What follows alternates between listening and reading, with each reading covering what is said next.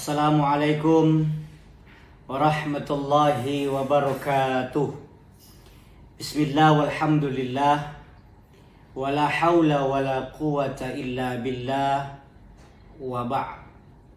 Pemirsa, sahabat-sahabatku di mana saja berada, alhamdulillah hari ini kita sudah memasuki hari ke-13 dari bulan suci Ramadan. Harapan kita tentu mudah-mudahan seluruh amal ibadah yang kita lakukan, puasa di siang hari, taraweh, salat tahajud, tadarus, dan amal-amal ibadah yang lain senantiasa dinilai ibadah di sisi Allah Subhanahu wa Ta'ala. Yang penting kita lakukan dengan penuh keikhlasan. Izinkan saya menyampaikan satu cerita ilustrasi yang mudah-mudahan bisa menginspirasi kita untuk melakukan kebaikan-kebaikan yang akan mendekatkan diri kita kepada Allah Subhanahu wa Ta'ala. Ada seorang kaya raya. Ya, namanya sudah kaya, raya lagi. Rumahnya besar, karena kalau kecil bukan orang kaya. Dia bergeliman dengan harta kekayaan. Usaha utamanya adalah di bidang properti. Ya, wajar kalau rumahnya mewah karena dia memang bergerak di bidang perumahan. Hampir semua perumahan-perumahan mewah di kota ini itu adalah milik dia. Dia yang membangun dan dia yang menjual. Di samping rumahnya, dia bertetangga dengan seorang yang miskin.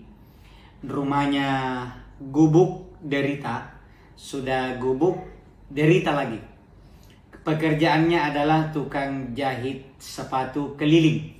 Setiap hari bangun pagi, mandi, kemudian dia berangkatlah keliling, masuk lorong keluar lorong untuk menjajakan kelebihannya, menjahitkan sepatu atau sendal warga-warga yang butuh bantuan jahit.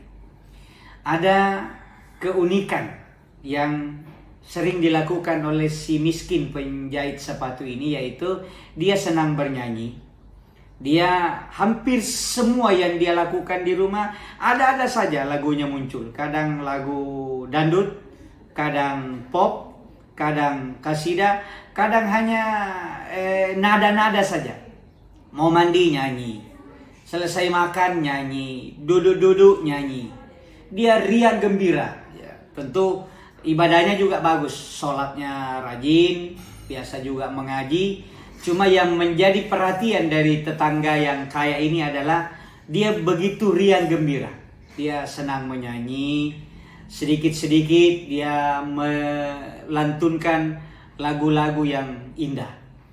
Sementara si kaya raya ini juga punya kebiasaan yang unik, punya keadaan yang unik. Dikelilingi harta kekayaan yang banyak, rumah yang mewah, perumahan mewah dia punya, tapi jarang kedengaran dia menyanyi. Tidak pernah bahkan. Mukanya murung, gelisah, bahkan tidurnya pun susah. Ternyata orang kaya ini diam-diam memperhatikan tetangganya yang miskin. Lalu dia menyuruh security di rumahnya. Taruhlah namanya, kita tidak usah sebut nama deh, nanti ada yang tersinggung. Si A. Panggilkan dulu di sebelah. Siapa bos? Itu tukang jahit sepatu. Suruh ke sini. Ada perlu apa bos? Tidak usah tanya, panggil saja. Tugasmu memanggil, bukan ditahu apa sebabnya dipanggil. Ya, dipanggillah. Singkat cerita, datanglah si tukang jahit sepatu. Assalamualaikum Pak Haji. Waalaikumsalam warahmatullahi wabarakatuh. Masuk. Duduklah di ruang tamu. Kata tukang jahit sepatu, ada apa? Pak Haji memanggil saya. Kata Pak Haji, rupanya sudah haji tapi gelisah. Jadi ternyata tidak semua haji itu tenang. Ada juga haji namanya haji gelisah. Saya, kata Pak Haji, perhatikan hidupmu sehari-hari ini aneh. Kau kan penjahit sepatu. Iya. Penghasilanmu setiap hari berapa? Ya tidak tentu bos. Ya tidak tentunya rata-rata berapa. Kadang dapat 20.000. Kadang kalau banyak dapat 50.000. Kadang juga tidak ada Pak Haji. Oh begitu, iya. Tapi kenapa selalu saya lihat engkau senyum, engkau bahagia, engkau menyanyi-menyanyi. Kayaknya engkau tidak susah. Kenapa bisa? Apa rahasianya? Kata tukang jahit sepatu ini, saya itu Pak, keluar rumah, kalau ada yang minta dijahitkan sepatunya, alhamdulillah. Dan saya tidak pernah pasang tarif, berapapun. Kalau ditanya berapa, terserah kita seikhlasnya. Kadang ada yang kasih 5.000, ada yang kasih 10.000, ada yang kasih 7.000, seikhlasnya. Kadang-kadang juga dia tidak bayar kalau memang tidak punya apa-apa. Terus, kenapa engkau menyanyi bahagia? Karena saya, berapapun yang saya dapat pada hari itu, saya terima dengan gembira. Saya bersyukur, kalau ada saya alhamdulillah, kalau hari itu tidak ada juga alhamdulillah. Kalau ada yang saya makan alhamdulillah, kalau tidak ada yang saya makan saya puasa, dan itu alhamdulillah. Kata si kaya, luar biasa. Ini yang saya lama cari. Ternyata rahasia hidup bahagia begitu. Saya ini punya rumah banyak. Saya bangun rumah. Rumah saya ada ratusan. Kadang-kadang satu saja tidak laku. Saya gelisah. Padahal yang lain masih banyak. Ternyata rahasianya adalah apapun yang kita dapat hari itu, kita syukuri. Kita terima dengan senang. Mulai hari ini saya akan amalkan, saya akan praktekkan ilmu yang engkau ajarkan kepada saya. Terima kasih, kata orang kaya kepada tukang jahit sepatu. Kalau begitu saya permisi pulang bos. Oh jangan dulu, tunggu dulu. Saya mau kasih oleh-oleh. Masuklah orang kaya ini dan keluar dia membawa satu kantong plastik warna hitam. Di dalamnya ada kayak bata merah. Apa itu bos? Pokoknya ini oleh-oleh hadiah. Ini tidak sebanding dengan ilmu yang kau berikan. Bisa saya buka sekarang bos? Bisa. Begitu dibuka, kaget. Kenapa kaget? Ternyata bukan batu, tapi emas batangan sebesar batu merah. Beratnya, kalau 1 kilo percaya ya, beratnya setengah kilogram. 500 gram. Bos, tidak salah ini. Tidak terlalu banyak ini. Kata bos ini, masih banyak saya punya di dalam. Jadi tidak usah, bawa saja ke sebelah. Nah, setelah itu berangkatlah ke sebelah. Orang miskin dapat harta yang banyak. Kita bisa bayangkan bagaimana perasaannya. Maka dia sampai ke rumahnya, malah si miskin ini gelisah. Di mana ku simpan ini emasku? Saya simpan di lemari, tidak ada kuncinya. Gak pakai pergi menjahit sepatu, ada yang ambil. Saya bawa pergi menjahit sepatu, gak pada yang rampok gak di jalan. Akhirnya dia pusing. Semua sudut rumah tidak ada yang layak dia tempatnya menyimpan.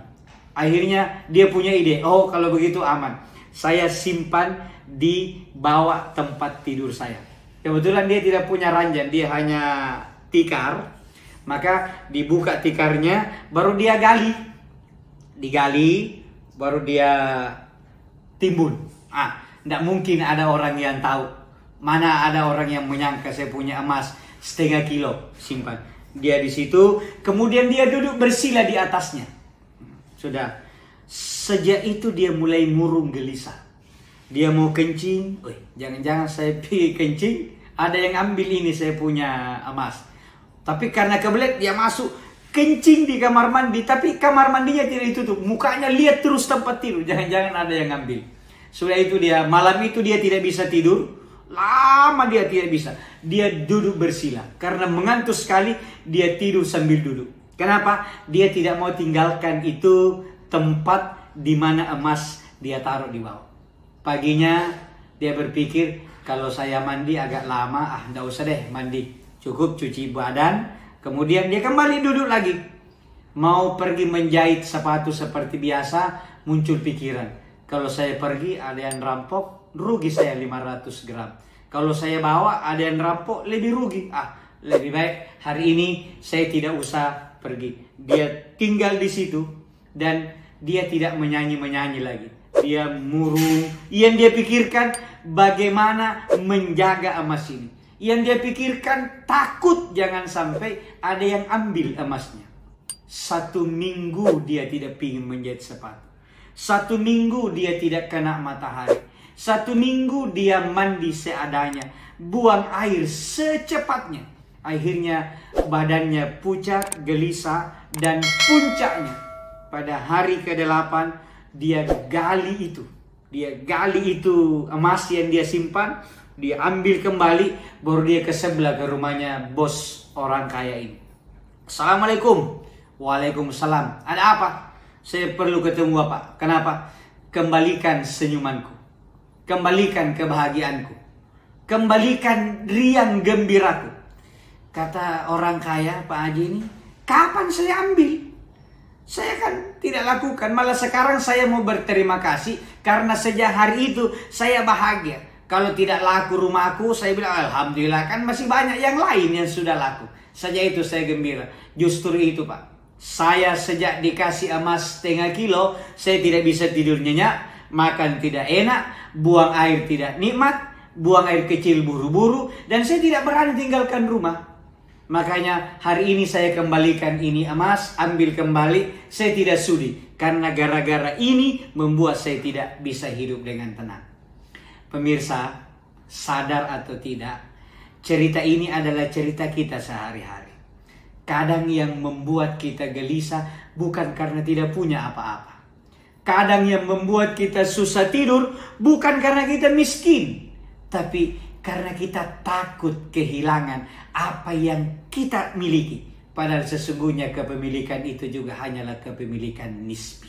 Karena itu dari kisah ini, dari ilustrasi ini, mari si miskin syukurilah pemberian Allah. Karena meskipun kita miskin, kalau kita syukur hidup juga jadi nikmat.